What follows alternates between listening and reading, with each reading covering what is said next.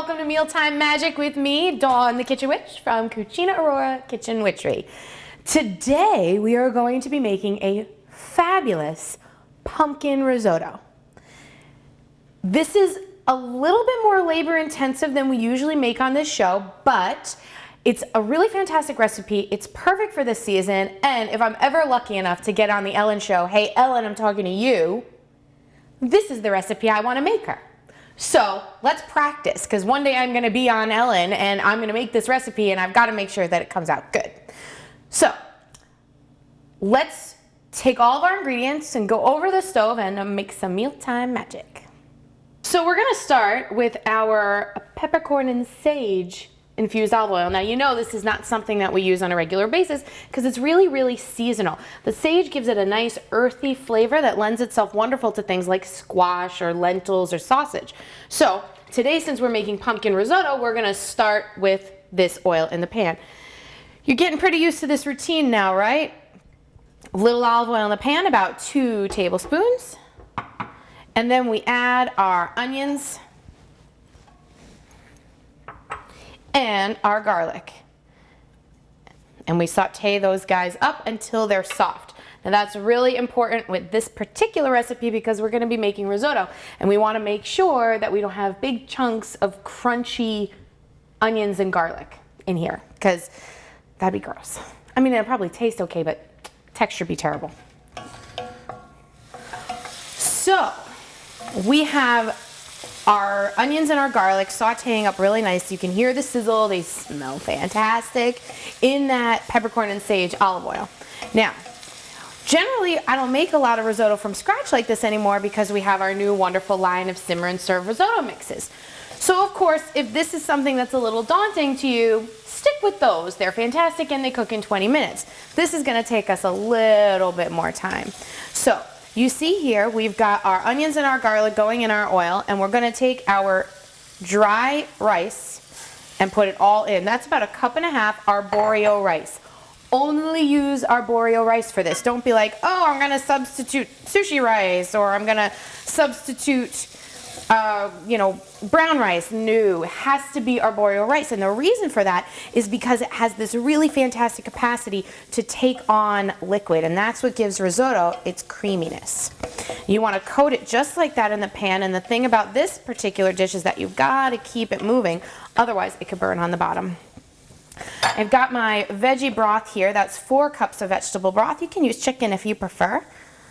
And you want to add about 1/3 of it.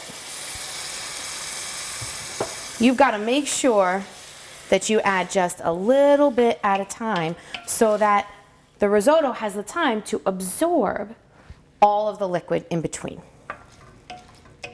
And your heat should be on a medium to high heat the whole time. And we're going to do this over and over again. Every time the liquid is absorbed, we're going to add more liquid over and over again until we have the consistency that we want.